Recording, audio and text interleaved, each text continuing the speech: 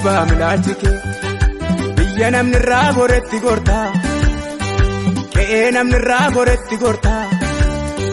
dadhabaa humna hin qabne naama kabajaa goota na dhibaa milaalchike biyya namni irraa goretti gortaa qe'ee namni irraa goretti gortaa dadhabaa humna hin qabne naama kabajaa goota argeeran jaalala kee naafsi gidduu dhugaan banne jira haala laalteen hanganne akka fira sin jaalladhan komii qabu sirra argeeran jaalala kee naafsi gidduu dhugaan banne jira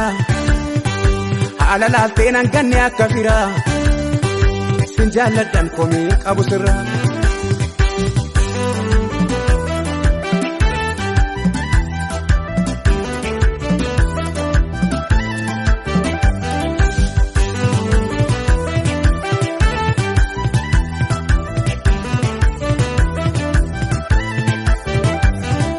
Hundumtuu narraa gorraani anattuu situ gore